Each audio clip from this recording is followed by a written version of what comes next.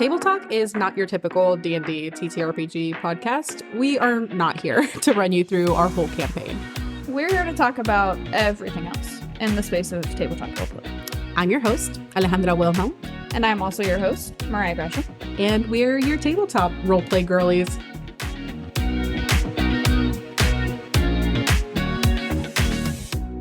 And we're live. Welcome back to Table Talk. Again, we have a wonderful episode here with a very special guest, Ryan and Imel. You want to give us a little intro about what you do and where people can find you and all the cool stuff you got going on? Oh, sure. Yeah. Well, thanks for having me. Excited to be here. I make, I guess, short videos about D&D. Post them to TikTok and YouTube and Instagram and everywhere like that. Been doing it since the beginning of this year. I'm a homebrew DM, crafter. I like making things like props and puzzles and things like that, and that's kind of what I tend to talk about the most. But I'm probably more on the DM side of things. I think you guys kind of do both, but would you guys consider yourselves primarily like players? Like first and foremost, like a heart of hearts, are you players or DMs? I'm curious. I think now I'm making the shift more into the DMing side of things because I started like end of December of last year, and it's become a growing fixation now, and I definitely am like wanting to run so many more games and be more involved on that side of things because just storytelling things. Cool. Of course, yeah. For me, for D&D, I've never ran anything in the D&D verse. But I'm running like Vampire the Masquerade, like a very modified Fall of London, because I know we need our like girly pop dating sims and our gay vampire husband. Lovely stuff. And then I also ordered the Magnus Archives I'm so tabletop excited RPG, about. which I'm about to finish the whole thing, and I'm also slowly re-listening to it because it's one of those podcasts you can listen to 8 times.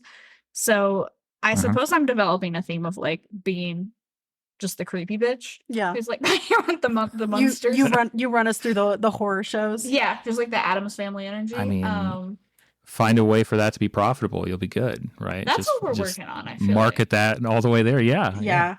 That's the dream. And I'm working on like a little. I kick around ideas for like a creepy narrative podcast, just because like I'm a writer and I love all that stuff. So it would be fun. Would be good. Very cool. Absolutely. So we're doing I feel kind of boring in terms of DM stuff because I haven't really gone too far outside of 5e. Like I use the system in lots of creative ways, but I've only recently like picked up like Blades in the Dark and what was the other one that I just recently grabbed? Like there's just stuff I haven't really tried out yet. Yeah. Gotcha. Yeah, Blades in the Dark is at like the top of my list for either stuff I want to run or play. Just because I've loved it since like the Taz like Dust mini arcs. I actually haven't listened to Taz Dust. You need to listen to them. They're very good. They're only like 4 episodes a season. Okay, cool. Well, yeah. I mean, even regardless, like all of your stuff that you do, like I binged through like most of your TikTok, like a few days ago. Yeah. And you make such cool like sets and minis and like your puzzles specifically. Like I want to say that you did inspire me in our last like session. Awesome. Because Mariah, one of my players, we were finishing up her arc, and I gave her like a little decoder puzzle to figure out. Perfect. And it was like a little cipher. Yeah. It was so fun. I figured That's how to figure amazing. it out like live at the table. Yeah, because we were going off vignettes. man. So like we did her vignette and I gave her the puzzle to solve while we were like doing time with other things. Okay. So it was a cool little thing for her to do while we were focusing on other stuff, and then ultimately reveal That's what so you cool. found. Yep. Yeah, it was dope. I Love loved it. that. But yeah. You have a lot of That's interesting questions that you brought up, and you're kind of flipping the script on us, but I love that. Podcast situation. Yeah. I'm curious. Yeah. Yeah. Go ahead and ask whatever you want. Well, especially because, like I said, so I've been binging your podcast this week, leading up to today, because I wanted to make sure I had a feel for like what you guys have talked about, what you guys are interested in, and you guys care a lot about your characters, which is awesome. And I was curious if you guys had ever tried solo prologue sessions before a campaign before, if you'd ever tried that in any of your games at all. Which I Because have. it feels like it'd be right up your alley. You have not. No, But I would Yeah. love to, and like I haven't really I don't really know anything about that. Like when you brought it up, and so I was like, I would what tell me about it because I'm sure I'm gonna start throwing that in on all my games. It's I've only not done it a couple times and I've always regretted it. So how I started running the game was probably a little bit abnormal. It was actually like a solo game for my wife. And she's the one who really wanted to try it. And D&D is sort of like golf. Like if you don't have friends that do it, you're probably never going to do it. Yeah. It's really hard to get started. And so we were like, okay, well, we like board games. We like playing games. Let's just play it solo. Let's just play it with a DM and a player. And we did that for the better part of a year, which if you can imagine running, if you've ever run, I guess, a solo session at all, or even just one, the difference between like a few players and a lot of players, when it's one person making really fast decisions, they don't have to talk about what to do. They're just able to go. It was actually it was like kind of getting run through all the ropes right away. Like I made a lot of mistakes really fast. Because there wasn't a lot of kind of places to hide like you normally get as a DM when you're running, where it's like, okay, everybody's going to be chatting for the next like half an hour, while I'm and I can like check my notes and do this other stuff. Screen. Yeah, that's right. Yeah. Instead, it's like, oh, I have to be on the entire time because any discussion is happening in their head, and then we move on. So as a result, I liked that though. It's a really fun way to play the game. And so before a campaign actually kicks off, kind of like after sort of session 0 and everything's established and people have kind of hopefully sort of built their characters together, before the actual first session together, everybody gets a solo session with the DM to basically establish their character in the world. Oh, so, I love that.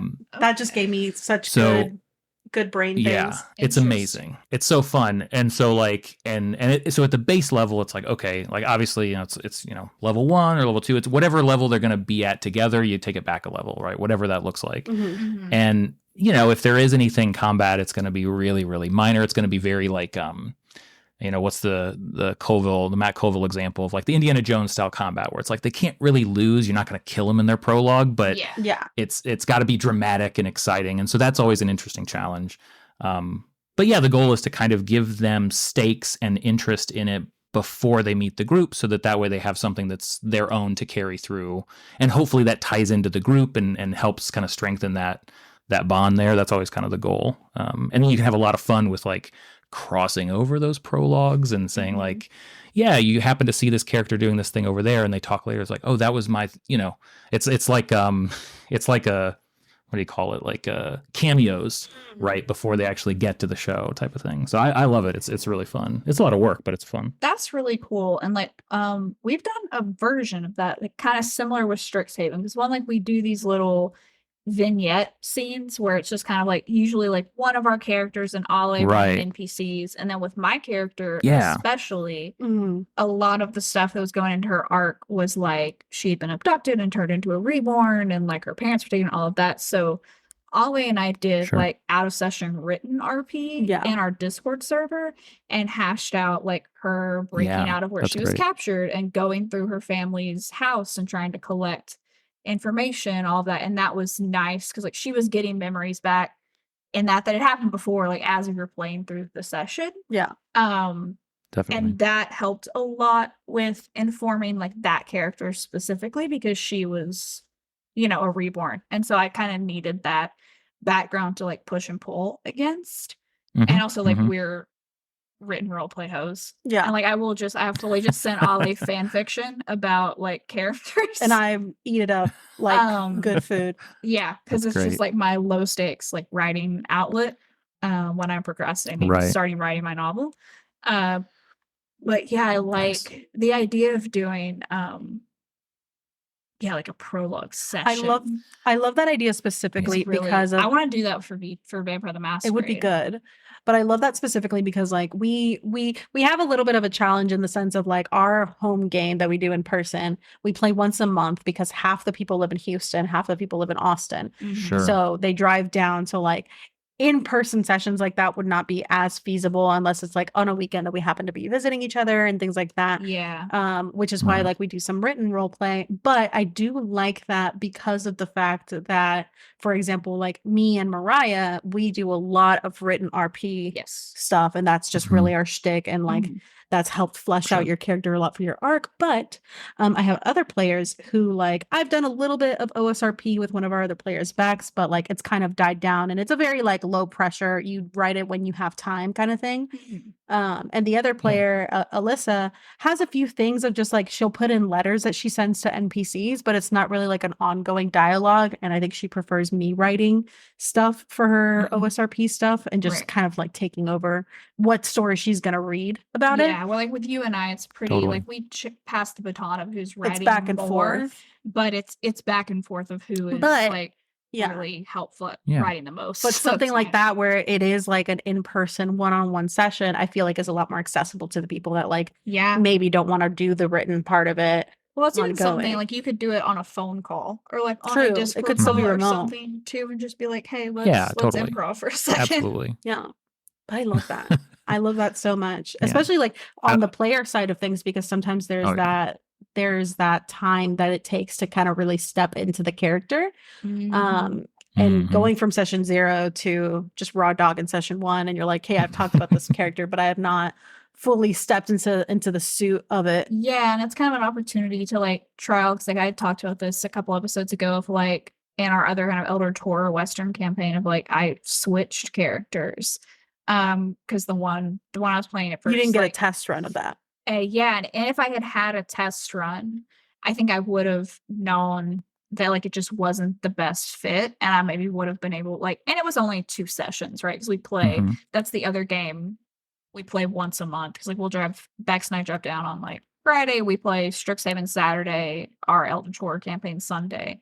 We drive back, and then guys got the some other games. weekends. Oh, it's a weekend. It's a weekend. Yeah, It's it's a a whole whole trip. like event. Yeah. The last session literally was 18 hours. We did an 18-hour And so- Strixhaven session, and then went and Whoa. played our Western Horror one for 6 hours You know, the next day. At that point, like you should probably be getting like actual credit hours at some university for that amount of time. I feel being like I put in. should. I feel Yeah. like I feel should. like we should have like Somewhere an in a academic computer certification or somewhere something. there should be a number accruing is all I'm saying. But I should get a gold star for improv and planning and orchestrating all Yeah, of that. that's wild. I've never done anything I that was going to be long. able to cry actually in Mm. that. So Yeah. we both should get Absolutely. mini gold star. Absolutely. Well, the other thing that's great about prologues is it's sort of cheating for the DM because you can insert into the prologue. You can make sure, like obviously it's going to be about them anyway, so they're meeting characters that are important to them, and you can almost sort of set up sort of some of the first interactions that are going to happen in the first session, which is always the hardest thing to do, right? Like everybody picks a corner of the table, wants to get going. It's like, well, they've already had interactions with an NPC or maybe multiple. And so when you drop those in, they already have, maybe they even already have something to talk to them about because of what happened in their prologue. So in some cases, it's almost like, you know, all the players at the first session will be like, wow, this is actually going really great. It's like, well, I kind of cheated because I kind of set everything up in the session that nobody saw. Yeah. Which can be really Then nice. like, yeah. you need to go ask this other Mhm. like, you know, future party member something. There you go, yeah. And so like you come in with motivations. Yeah. You I'll- plant the seeds for that Yeah, interconnectivity. I'll probably do that for Magnus when we eventually start that. Awesome. And I need to play. I need to run another Vampire the Masquerade session. The one we've ran, I completely raw dogged and did no prep. And that was It was truly a testament. That's I amazing. never DM'd anything before. That's an Congrats. adjective. Insane is another one. But yeah, I was just like, because I'm like, I don't want to railroad, and then I don't think I completely knew we were gonna play that weekend, and so I was like, hey, could we like do vampires? And I'm like, yeah, of course we can. Yeah. I was like, oh fuck, I've done no prep, so like I didn't have a copy of anybody's fucking character sheet. Right. I didn't have shit, so I'm like, I have to do a little bit of like Mhm. Sure. stuff on the back just so I know. And I need to figure out where that plot is going, Mhm. but. Yeah, I felt It was that. for sure. I think the players enjoyed it, which was good. We loved and it. it was fun. Just had to beat back the imposter syndrome with like a wooden Oh, stick. yeah. Yeah. Oh, for sure. For sure. That's always hanging out there, right? That's always in the back of everybody's mind, I feel like. Yeah, I think especially as like a first time DM, and like we just did a whole whole episode with like talking XP about like the whole imposter syndrome, especially in the DM space, because you know, you compare yourself a lot to like a lot of these other, you know, really great people like Matt Mercer and Brennan and Abria, etc. And you know, it's hard to compare yourself there and then be like, you know, those people do that for a living. Right. And we are in fact just people going to work and then trying to do this in our spare time. Totally. So it is okay if you don't have like an entire production value at your table. 100%. And yeah, like you said, like, you know, and like I've discovered this now having DM'd, because like my initial time that I played was a lot of prep, over prepping, because of course like the first time you sit down you're like, I need to be prepared for every situation, and of course you're never going to be. Nope. No, because you can't ever account for what your players are going to do at that table, and it might take a complete especially left our turn. fucking party, like Especially our fucking party. it's just it's chaos hours all the time. Yeah, and so but I've gotten more comfortable with that improvisational side of things. Sure. And you know, I feel like the imposter syndrome, especially when you're behind the screen, and also like when you're kind of feeling like degrees of inadequacy as a DM, come from when you yourself have over planned and then things don't go the way you thought they were, then you're like, oh, did they have fun? Whereas like if you improv, you're like, I didn't know where we were going, but I was having a good time as we were going. For me, that's not been quite my experience. For me, I think it's generally a bad habit of comparing myself to other people. And having been a player and played with great DMs and played with DMs that were fine, were good, but it's just I'm not as engaged. Like I know the difference. And the fact that like I do value the story so highly, and I am a writer, and I do like crafting the worlds, and I like doing that collaboratively, and that fear that I'm not meeting the bar that I have for myself was more of like where my insecurity came from. But I think that's also just it's doing it, and then you figure out like when people genuinely say, if people say they enjoy it, believe them. Yeah. Definitely. And like it definitely gets easier as you go. Yeah, you start to sort of gather the tools and also like the understanding of what it is you personally need to prepare to feel ready, right? What is it? Where do you need to? Because one of the things that, and I think this is, I mean, we all probably have criticisms of like, you know, purchasable like modules, adventures, stuff that you can get off the shelf. But I think one of the reasons that we all do is because it's almost impossible to give any, you know, set of people something that's kind of good for them, right? Like, because in some cases, you know, people, it's like, I really need to have all these stat blocks perfectly ready, and I need to read over them, and I need to have my notes on them. And for other people, it's like, I need a handful of ideas on a thing and I'm good to go, right? And so it's hard to know, or I need to know names. I need a list of names. I can't just make up names on the spot. Like everybody, I feel like everybody's in a different place with that stuff. So it's hard to know. Yeah, knowing where your strengths and weaknesses lie, and like what you can do to help yourself behind the screen versus what you're confident in your own abilities, and you know you can kind of fall back on it on a whim. When someone throws you a curveball and you're like, I know I got the shit down pack. But if somebody asks me what this random tavern keeper's name is and his backstory, I ain't got shit. I ain't got shit to tell you. That one's gonna be whatever I think of. Yeah, literally.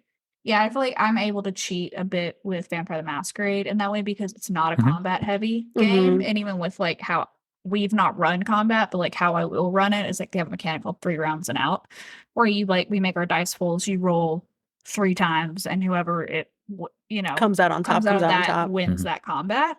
And it streamlines it, and it keeps it moving, and it keeps it narrative focused. So it's like there's a little bit of work of like, I need to know the players' dice pools and like the potential like where our strengths and weaknesses lie and things like that, just so I know what to roll. But also like the last time I was just setting like difficulty levels arbitrarily in my head with like what seemed right, and then giving you like, because I didn't have anything prepped, so I was just like, this seems like 5 successes seems like enough. Or like Bex's character's the social character. She had one where she rolled like 9 successes to read somebody in court. And you're like, yeah, that's perfect. And I was like, okay, no, yeah, you see inside, but you see their inside brain cells. Like, I don't know. If there's something to know, you know it. Like, that's great. And to be honest, like I do the same thing with D&D, like especially like those DCs. I'm fucking winging that shit every time. Every time I'm like, this would be about this difficult, and I kind of use like the Brennan Lee Mulligan metric of like 15 is, you know, bronze, and then like 20 is silver, 25, 30, whatever. So I like kind of go in that gradient of like how difficult or how easy something would be to accomplish. But yeah, I'm constantly winging it. Constantly. Yeah. I think you have to, right? Because it's we can't predict hardly anything, really. The only stuff that I ever feel very confident about is if I feel like I have a strong opening to a session, like I'm laying either in response to what happened last session, or maybe like, okay, this is kind of kicking off the next thing or the next arc. Like I feel really good about laying the groundwork here. And maybe I have an idea about a climactic end to the session. Those are really the only things that I can ever feel good about, because in between, who knows, right? I call it like bullet points. Like I have a general idea of how the session's going to start. I know like a general midpoint that we're eventually going to work towards. And then I have like an end in sight kind of thing. But then I leave a lot of like the middle ground kind of open for interpretation. And I think I also can attribute to like I had to kind of workshop this as we went. But now I feel like I've got a system where it's my game is definitely much more like narrative heavy, and we do have combat sprinkled here and there where appropriate, but it is a lot of like I have vignettes in like the first half of it of like it's Strixhaven, so they go to classes, so they all have their own classes, and they have different actions they can take in that class, either to interact more with the professor or a fellow student, or they can stay after class and basically like request access to maybe something that's more restricted from the professor if they have enough sway with that particular professor. And then they also have like after class activities where that's really a free for all. Like they can go, you know, do their club activities, or they can go talk to a particular NPC, or they can go interact with each other some more. And then like the back half is really where I've kind of grouped them back together towards like some kind of goal that they're kind of trying to meet at that like point. A plot movie event. So it's like the beginning is like the slice of life building up shit, and then the second half of the session will be kind of the more like plot heavy where we're going. Yeah, it's almost like episodic a little bit. Yeah. Yeah, it gives them room to like develop their characters individually as well as like together and where they're going in that. Definitely. Well, I know like both Ollie and I are pretty fascinated by like all the work you do with minis and like the set dressing for the game, because like we geek the fuck out over like all the Dimension good 20 sets, good minis, and all of that. So like we'd love to hear kind of more how you got into that and your process for it. And I don't think I'd ever do it. It's not something that I was ever into at all before D&D. Really before kind of the pandemic and finding a crafting hobby in the middle of all that, along with D&D, really. Because early on, like I had dry erase mats. I had really elaborate like maps that I would draw that I still hate myself for putting onto dry erase and not actual paper that I could still have today. So much time was put on those. Yeah, they're gone, right? But they were so cool. And I was like, I don't need like maybe some minis, okay. And actually, this is funny. I need to look up and see if I can find a record of this, because the first like terrain I had, I actually bought from somebody on Etsy. Because I was like, I didn't make anything, but I wanted something special for like a dragon fight, and it was just funny to think now I still have them, but like, you know, compared to what I've built at this point, I just started. Yeah, I know where I've got this ridiculous set of things, but I still use them anytime I have like an ice cavern fight. I mean, the boring part of how I did it was really just, you know, I tried to add a thing a week. You know, I tried my best not to let something not being crafted stop me from running a session. That's like the hardest thing. Probably about DMing in general when you're really ambitious. But I think that the thing that I like about crafting and being a DM in general, like my favorite part of it as like, I guess from like a creative perspective, is that it's this great opportunity for relentlessly unnecessary and extravagant like experience design. Like there's absolutely no good reason to do half of what I do. And that's what I find so fun about it. Like, yeah. Well, it's really nice to put an obscene amount of work into something for like these 5 people, and then that's it. Like those are the only people that get it. Yeah. And it's like for a few hours. Yeah. And then we're done. Yeah, I also kind of love that because it's like you're creating art or something for a very specific group of people that are going to appreciate it, but you don't have the pressure of like trying to create it for like For a mass. the Totally. masses, right? And so like other people probably still love Yeah. it and think it's dope, but you're not thinking about that when you're Right. making it. You're thinking about, oh, it's going to fit into the session and this person's going to like it because it's like they're going to be so immersed and like all that good stuff. It's indulgent in a way that you almost feel guilty for it. That's what I like about it because for the player, bit, yeah. right? I can only imagine because all we can do is sort of like, well, I think this would be really fun, so let me see if they think it's fun, right? And then there's kind of that back and forth over time. And I have to imagine that having things, having these things sort of crafted for you to experience has to be some of the most fun you can have playing anything ever. Maybe doing anything ever, right? It's so great. But it's also really rewarding from like the game design perspective to be like, I can make this amazing. Like really, we're party planners, right? That's what we do is just try to craft as much as we can to experience these really great things and whether they're, not all positives, challenging and ups and downs and all that. But so the terrain and minis, I think just kind of heighten that. I think I made a video recently about this where like my dirty little secret about this stuff is I don't like it for its own sake, which is kind of hilarious given how much of it I do. But I can't bring myself to paint a mini unless I want to use it as a character in a game. Like that's when I can get excited about painting a mini. But just to paint it, to have it, it's really boring. Yeah, it's the act of doing it for others, and I relate to that so much because like there's so many things in this world that I'm like, if it's for me, by God, will it go untouched for years? But the second I have even an inkling that it would be appreciated by another human being, I'm like, this is the top priority in my fucking prefrontal cortex right now. The way I had this exact conversation with my therapist, and she gave me a very knowing look. You said that fast, ma'am, and I'm like, yeah. Well, shit, Kelly, you're correct. But like, I love that because also just like from my experience, like I'm someone that like has recently gotten into the hobby, and I have had so many games where like we're very theater of the mind hoes most of the time. We love a D4 to represent a monster. Yeah, or like a little Hershey Kiss, and then you can just eat it once you've killed it. That's actually a good one. Yeah, if you it's a little also reward. Indulgent. Yeah, go for it. Like a reward, a murder reward. But also like I've had equally as good of an experience, I would say, at like some tables where we've had nothing and it's been purely theater of the mind. And I'm also like a maladaptive daydreaming hoe, so I just be fully playing that shit out like a movie in my head, and then I black out, and then I realize that we're at a table.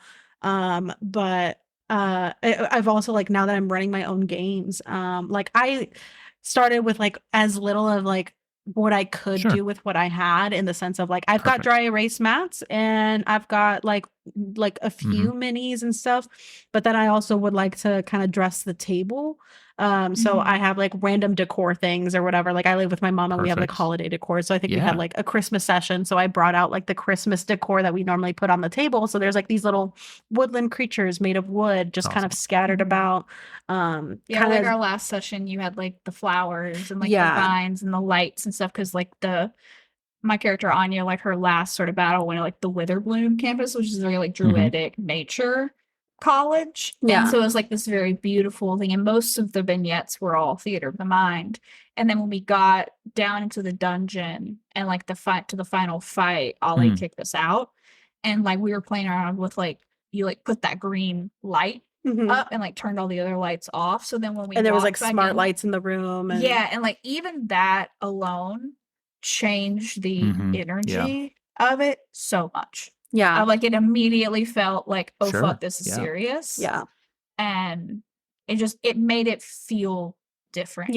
Or like I went and found some really pretty designs of maps on Pinterest and stuff of like a laboratory and all this kind of like fucked up shit. So I was like, they are pretty. They're also horrifying. They're pretty and horrifying. Like dismembered bodies and like trails of blood, and there's like a casual foot in the bottom right hand corner. But they were so detailed that I was like, I looked up the dimensions of what a normal like dry erase mat for D&D is, and printed them like posters. Yeah, they were dope. Oh, that's awesome. So that way, like we had a normal dry erase map for just like the general dungeon, and then when they went into certain rooms, I'd kick them out and switch out the map, and then they're like, oh, this is this is a whole thing. So it's like, yeah, I don't have like all Sure. the 3D pieces to really make it as much of an experience as like I would personally like, Of but I course, also yeah. don't have the storage Yeah, to, which is- to that house sounds that reasonable. in my It's home. also where like I love the skinny those are great. minis too, Yeah. because they're flat boys and they can live in a binder. Exactly. So I've been investing a Perfect. lot into skinny minis because that still gives you something to look at and like, you know, identify with, but then also storage wise, it's more practical for me. Eventually I would love to have Yeah. a bunch of Right. like 3D sets and dedicate like a whole fucking room for Yeah, it. once I But can like buy a house, I Yeah. would like to have like a loft that's just like a hobby room and D&D and just Yeah. put like all the shit in there. You guys will probably still be doing this in a few years. Come on, that's that. You'll have plenty of time to collect. I have a good inkling that I'll be Yeah. in a retirement home running games with a bunch of old Exactly. people. Yes. That's right. We're gonna have everybody. Yeah, this whole generation is gonna have a way better retirement experience than in the Like, past. oh my god, that's gonna be great. Genuinely. Yeah. Will any of us remember anything about our characters every other session? Who We'll knows? find No, out. that's okay. It'll be all improv. Teddy, who like DMs Mhm. our sort of Western Eldritch Yeah. campaign, like we rotate around who like hosts that, but there's a place like in Houston, like downtown that we play at, and they have, you know, like Minis that you can just minis use. and like which are, like environmental Mhm. stuff, and so he's used a lot of that, so like little trees and like little scaffolding for building, so you can see like the height difference and the fights, and like he's a big combat Mhm. guy and he runs long combats and everything, and And he sets up usually- really interesting Yeah. like areas for us to have our Yes. combat. So it's a and lot of usually cool like stuff to I do. have a hard time focusing on long combat, but it makes it so much more immersive and realistic, and it's so much easier to like strategize and make plans and stuff that it keeps it interesting for like a long time, which is Mhm. very cool. Definitely. Yeah, I like it. So one of my favorite things to do is to introduce new people to the hobby. I Same. think that kind of like we were saying, like the kind of the indulgent experience, the fun design experience. I think that it's just pure joy to see when somebody gets it. I don't know if that makes sense to you guys. The click, click the that moment where happens. they're like, Yes, I guess I'll try this weird thing out with you guys. And then partway through, they're like, so Mhm. I can do that. And it's like, yeah. Do Yeah. whatever I want. And that excitement that builds. And I found that some of the visuals definitely help new players, both kind of conceptualize, but also feel more comfortable because it's like, oh, this is kind of like a board game. I know what those are. Right. It sort of leans into Yeah. that a little Mhm. bit. But it's also sort of a, Or like, oh, it's kind of like a video game. yeah, there you go. Yeah, exactly. Yeah. It's a way to guarantee somebody's going to climb a tree. You put the tree terrain on the table. The first round, somebody's going to climb that tree. If it wasn't there, who knows if they ever would have thought of it. But just give them the Yeah. opportunity, let them climb the tree. That's what they really want to do. They don't even know they want to do it, but that's what they want to do. Like, let me add that sweet bark. Yeah. Exactly. Yeah. It reminds me of that like a fucking American Dad meme where he's like in therapy and he's got like little toys on the table and he's like, so I can That's just do whatever I want with them. Mm-hmm. And the guy's like, yeah. He's like, can I move this guy here? He's like, yeah. Can I move this guy here? Mhm. Yeah, sure. He's like, well, this doesn't make sense. There's no conductor. And he starts going on a whole thing. And he's like, well, we can get you a conductor. Would that make you happy? And he's like, yes. Yeah. like, Yeah. and That's amazing. that, yeah, for me, like, for our Strixhaven campaign, we had two players, that like they were a couple and they fresh babies, had never even touched D&D. Mhm. And so we had them join, and you know, we eventually had like mix-ups with like their work schedules and they couldn't join us anymore. But like for the time that we did have them, it was really fun watching them like learn the game and also see Mariah, Yeah. Bex, and Alyssa, who are experienced players who are like really into it, and watching them get to like show them that it's okay to Yeah. get like Bex, Alyssa, and I would be like having these intense like RP arguments like in character with Ollie Sure. with various NPCs. Yep. And we had nothing where we're like, we are all still friends. We just yell at each other for fun sometimes. and they're like, oh, okay. And like you And, would like, watch seeing- them. Yeah. seeing them sort of like get more comfortable and settle in and start getting into their characters more and more each session was really cool. Yeah. Yeah. And Yeah. just watching those moments of like where like they've clicked that, or like having them initiate like some kind of role play scene with Mhm. another Sure. another player, another character, and seeing that moment where I'm like, you've stopped being you at the table and you've assumed your character, and like, Mhm. oh, it's Totally. so good. Yeah. That's a lot of fun. And that's the part that's like, it's such a stark contrast to, like, so I don't have the background knowledge. I had to homebrew because I don't really know D&D. I don't know Faerun. I don't know this whole fantasy, like, and my initial table that I first ran for was sort of a mix of new players and kind of veteran players. I said, well, this wouldn't make a whole lot of sense because they're going to know more about this world than me. I have to go homebrew. So at least I can sort of, and it's been funny to see the things that have, yeah, well, or like, how do I need, because I want to reinvent it and I don't want to constantly hit up against, like, well, that's not how that works. Right. You want to be so the I need to be expert able to in sort your of world, basically. Ideally, right? Especially in places where I find out that there are things that I introduced that were weird to these veterans that I never had any idea would be weird. One of those was the idea that, like, well, yeah, that gnomes, you know, has in their lineage there's a human and there's some halflings. And they're like, what? You can't. I was like, well, why not? What do you mean? Like, what is this idea of, like, there's some sort of exclusive, like, it's like a weird race thing, right? Where it's like, I never even considered that idea, but apparently it's like baked into something somewhere. I'm like, oh no, like people can mix up with whoever they want. What are you talking about? That's such a strange idea otherwise. Yeah. And so I'm glad that I didn't carry that forward at all. Yeah. Yeah, we've had that whole discussion with a bunch of other like D&D creators in that same space of like stuff that is like air quotes canon in, you know, D&D 5e and like the editions prior, and how they've tried to like write out some of the more problematic stuff, but there's still like some remnants of other things. And like, for example, like mine, I like, yes, I'm running it as a Strixhaven campaign, and I'm really like, I opened the book, I use the bones of like the campus and the mechanics for school and all of that stuff, but I read into the plot and I kind of was like, I don't really care for this. And also the stuff that's going on with my players is so much more interesting than what the book has written. Absolutely. So I was like, we're going to discard that. And I'm also like, well, Strixhaven has to exist somewhere. So I placed it in like this whole homebrew world that I basically fleshed out in like a private role play server with some friends.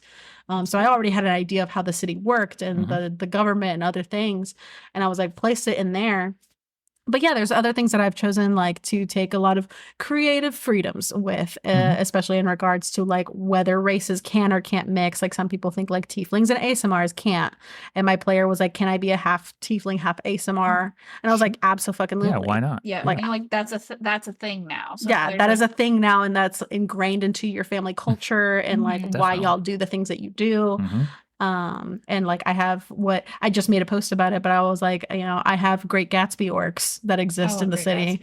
And they're just like really dapper dressed orcs, and they're in part of high society and very just contradictory to what you would know about orcs traditionally. But I'm like, fuck you, this is my world. I'm gonna run it how I want. And make pretty orcs. Well, yeah, it's like it's the same thing as the preconceptions that like certain types of creatures are just evil. It's like, why? Like, what do you mean? That's such a silly idea. Like, I've heard you guys mention this before, and this was one of my notes too, that I agree with you. I think alignment is one of the silliest ideas to exist in this game because, well, first of all, nobody would abide by it if they used it. Like, no, like I'm this, and it's like, okay, but I can watch. And I will always respond. You're not a robot, and I know that that's what you think in your head. That's all it really tells me. Because when I watch you play, you're going to play probably in these other ways, right? So it's just a silly. I think you said, what'd you guys say? Something like the motivation, right? That's the key, and I 100% agree. Yeah, I think the one time like something like alignment or some kind of quick categorization is maybe sometimes helpful, like if you're DMing and you're trying to quickly figure out like where an NPC stands in conjunction to the characters or the world or whatever. And like that, if you want to just like flip a coin or, you know, put some fingers down randomly on your chart that you've generated and be like, okay, they're chaotic, and that can be helpful. But yeah, it can also be limiting if you take it beyond just like a starting point. Or I think in the broad strokes of like, okay, are you a character that's going to save the orphanage or burn it down? Right. Like, sure. But then, yeah, like you said, like there are so many various situations and contexts and like, you know, complexities that they're going to encounter that are really going to shift that perspective. And it really depends on like what is going on, who's involved, how is that relating to the character. Like there will be times when like someone that is probably like normally a really evil character, they're going to care about somebody. and they're and gonna, also they're going to go against those rules for something. And also, like, ideally, your character should evolve, right? And they should grow and be affected by their experiences. Yeah. And that's going to change how they see the world and interact with the world and see themselves and see their party members and all of that. And, like, you have to have flexibility for that to happen. Absolutely. As well. So when you guys, sorry, I'm just going to keep asking my questions. You can just tell me to stop if you want. Oh, yeah. I have other questions I'm curious about. I love it. Same. Interesting. So you guys mentioned a puzzle in a recent game, or like a cipher or something like that. Yes.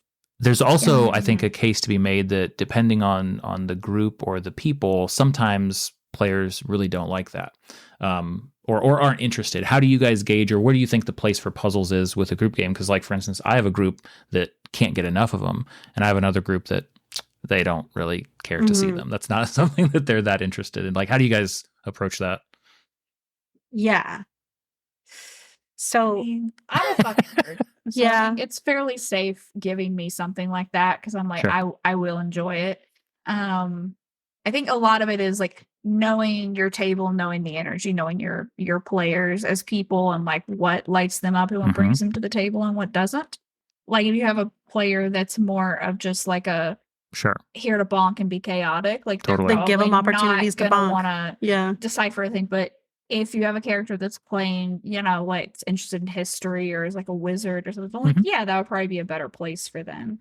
And I think it's important to give opportunities for all of your players as people and their characters to sort of shine and come through. And so mixing things up like that can be a really helpful way to add that element in. And like for me, like my characters found that site like code originally in like our out of session RP. And then she like took it to the Dead Languages Society and figured out what the language was and got like the sounds like an amazing society. And took it and translated love that society. It's good shit. It's a school club. It's just a bunch of kiddos that are like they liked to nerd out on like ancient languages that nobody speaks anymore, and learning to become fluent in it. And I was like, you know, they're at a magic school, so I'm like, they have so many resources to go explore different avenues. And I like to keep that open for them. But I think for me, the choice was again, like knowing her as a player, knowing her as a person. And like, I am very keen on like listening into the post-session conspiracy theories and the breakdowns, and I'll see like what kind of directions they're already planning on going. And I will start kind of, you know, finding areas to steer them towards. So like I had given her that cipher ages ago. And you know, sometimes I think I planted a seed of like, oh, by the way, remember you got that message. Yeah, because leading up to that session, like we all had different like vignettes we were doing to finish the year, and then like the vignettes we were doing to further the investigation into like what was going on at the Witherbloom campus, and then we ended up at the big fight.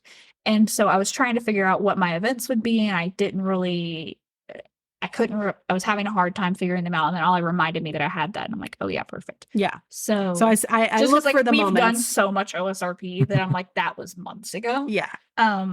So I'll look for those moments, and, you know, I very much leave it up to y'all. But whenever you do come to me for a suggestion, I'll be like, well, you know, you have this thing that you might have like forgotten, and like as soon as I can tell that's like clicked for them, and that's probably something they're going to go down, I start kind of planning. And I think for that one specifically, I don't know if you're familiar with it or you've seen it, but there's somebody on TikTok that does like ciphers for different random things. Like I think that started with one called Green Rune.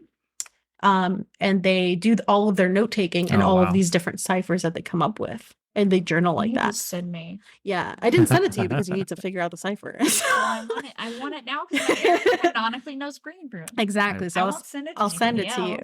But I saw Totally. that and I was like, "Oh, this would be perfect." So I came up with a cipher, and then also kind of on that note of like immersion too. when I can implement like some kind of prop Yeah. that they can handle at the table. Like I've written Yeah. letters and I've put them That's in awesome. envelopes and wax sealed them, and Like our acceptance letters to the college. yeah, and I like flung them Things. across the table to mimic That's great. Yeah. flying letters, and ninja star them and hope I don't take somebody's eye out. Yeah. But wherever I can implement some kind of like tactile prop that they can actually like physically use or work on, I will. And I think that helps add the little bit of It absolutely oomph. does. Yeah, especially like with our table where we do a lot of physical acting. Like having those items to interact with helps a lot. I've been thinking a lot about, and I think this is just a term that needs to be coined or used more often. Like we have plot hooks. I feel like there need to be puzzle hooks. An idea where so I kind of stumbled into this with one of my games. This was now well over probably a year and a half to 2 years ago, where this is what kind of first gave me this idea, because there was a situation in the game where the players saved a little girl and she drew them a picture, which means that I drew them a picture with crayon of their party, right? And so in making that, I had ulterior motives to it, which we don't have to get into now, but there was nefarious reasons for it to exist also. So, but the important part in this case is that the border of it looked kind of plain. So I was like, okay, well, let's assume, like, let's think about this little girl. Like, let's say that she's been taught a language by her mom, right? And so she's going to, with these like special characters she knows, she's going to write it around the edge. She's just going to write forever, right? That's a really simple thing. She's going to write it repeating with these cool little character looking things. And like, that'll be neat if somebody asks about it. That's why I put it there, right? And so gave it to the players and doing the thing. And somebody, they asked like, well, what are all these nice things? What was the little girl's name? I feel terrible for forgetting, but it was 2 years ago. But the little girl's name, they're like, what are these characters? She's like, oh, well, my mom taught me those, they mean forever. That was it. We moved on. They're doing a dungeon. They're doing something. And then at some point, one of the players goes, hey, so I think I know the letters now. Like they had used the pattern recognition to determine like, well, here's an F and this is probably the O and the R and the E and the V. Like they had 5 characters now. Totally didn't help with anything. They just did it. And I'm like, okay. So now to make those characters, I had to like create, it's just a basic shape alphabet, right? Like very, very basic. But since that happened, I was like, this is now going to become a thing. Like the fact that this player has those 5 characters, at some point they're going to see the whole thing and they'll have to see if they want to use those to go further. And that unfolded into like the biggest puzzle stuff that I ever did for a group, all because it was like, well, they didn't have to do that, right? But if they did it anyway, so now if I'm doing like, if I'm doing like letters or if I'm doing notice boards, there's almost always some sort of either secret message or little clue or something that I'm just hoping somebody will find and ask about or like piece together that'll like unlock the puzzle there, right? So it feels a lot like puzzle hooks are just sort of like testing the waters. That way, if somebody doesn't care, they don't look into it. Okay, fine, I'll save it and use it another time. But it's just so great when they do. Mm-hmm. Like you haven't put too much effort into it at that point. Yeah. Or well, let's not. I won't say that. I won't necessarily say that. I've probably put entirely too much time into it. Is. Yeah. Don't be like me. But I saw an episode of like the new Candela Obscura. I can't remember. I think it might have been the first season set of 3 episodes, but they did like a message in a letter that was like revealed under UV light. So they were like, they saw the normal message and they're like looking at it. And then they have these things called like bleed detectors. And so he was like, oh, I want to scan it with my bleed detector. And like on their set, they had a UV light at the top and it lit up. Great. So while they're holding the letter, you could see the secret like message on it. And even just stuff like that. Like obviously you don't have to have like a whole fucking rig up in your ceiling or nothing. But like you could give them a small UV flashlight and like, write it. I think Lemon has that effect. It does, yeah. Or like I know there are pins like you might that show up under black light. Yeah. And like that. But like with my character Anya for the green rune, like now that she knows that of like it's definitely something I'm gonna keep using. Yeah. And like try to figure out like what other characters know it and like if she can teach it to some of the people that she's like close to. Definitely. And so she can keep using it to Yeah. send out these like hidden messages. Yeah, and I've kind of canonized Right. it as like the way that rogues have, thieves can't, Yeah. rangers have green rune. Yeah, like That's rangers cool. and druids, I think you said, because her mom was a Yeah. ranger. Yeah, and so I'm like, it's just a cool thing that they can do, and I want to implement it and do more of it. I genuinely had a fear that you were eventually going to run into that fucking green rune video on TikTok somehow because I'd been looking at it. No, I hadn't. Yeah, I mean, our For You pages do look identical sometimes. Yeah. So it was just the spirits were keeping it away. Yeah, But no, I hadn't. I need to go look it up now. I didn't know you got it off TikTok. I didn't know where you got it from. he has a bunch of different ciphers, and I think I'm gonna end up using them in a lot of other stuff. Yeah, I deadass thought you just came up with it. No, no. I mean, I wish I it's was pretty that wild, creative. but like, I'm yeah, not. one of the best ways to work these things into games is to look up legitimately how do people hide messages from one another, like in history, right? Mhm. There's the Yep. what's a really fun one, if you look it up, I think it's called the open doors cipher. Like, I don't want to give too much away necessarily if people are like going to use these and stuff, but there's some really I've heard of that. approachable ones that end up being really, really cool. Hell yeah. And flexible. So yeah, it's definitely worth rather than like looking like Googling for like puzzles for D&D, which is like typically going to be a lot of garbage. Like, it's really, not to say that any of those people making that stuff is bad, but sometimes stuff, it just it doesn't They're a little feel kitschy sometimes. authentic. Yeah. It doesn't feel like a world building thing. But if you go back and study, like, well, in the 50s, like, what did they do to like hide messages over these transmissions? All of a sudden it starts to feel really cool. Yeah. All of that is super cool. And I guess to answer your original question of like, how do you determine if that's a cool at your table? Yeah. I think like Mariah said, it's about knowing your players, knowing which ones are gonna take a joy in that and giving them room to shine in the abilities that they've like chosen for that character. Mhm. But then also, probably would be helpful to have like part of your session 0 general practices of being like, what kind of play do you enjoy most? Like, some people Totally. are combat heavy people, some people are roleplay heavy people, some people love to explore, some people love to, like you said, like engage in puzzles and mystery and all of that good stuff. So it's just about knowing who's sitting at your table, how they're going to find their fun, and like your general job as the DM is to facilitate that fun and give them the things that they're going to enjoy the most as a part of that game, and also making sure it Absolutely. aligns with your own personal style. Because Yeah. if you're also not a DM that enjoys puzzles, like, don't force yourself Oh, to Yeah. to chuck them hoes out there. Absolutely. Yeah, that's definitely true. 100%. Well, we are coming up on our time here. But thank you so much. This was so lovely. This went by and- really fast. Yeah, it Yeah, did. time flies. It was really fun. Absolutely. I- But yeah, loved having you on. Thank you. If you want to give a little plug about like your socials and where people can find you, feel free. Sure. Shameless Yeah, plug. I'm Shameless Ryan Imel plug. DM basically everywhere. Pretty easy to find. So hope to catch people in the comments of videos and things like that. That's, I feel like, where I chat with people Get the in most. the comments. Um, Yeah, man. I feel like, because you guys do, this is the only other note that I had, and you can cut this if you want. No, But- No, it's okay. give it to me. Well, here's what I want to know. I want to know how I can help you, because you guys do these sort of teaser clips, right? Mm-hmm. What is the most like salacious or enticing thing that I can say that can give you guys that Ooh. clip where people are going, I gotta go listen to that crazy shit that he just said. I've been thinking about it all man, day I and I don't know. can't think of a very good one. What can let's They're always sacrifice off the me. cuff. I know, I'm just Like, teasing. there was a last episode, there was like a very off topic rant I made about like posting pictures of the sunset, like a white woman, which I think we'll have to resurrect and like share that, because it wasn't related to anything about like the Naturally.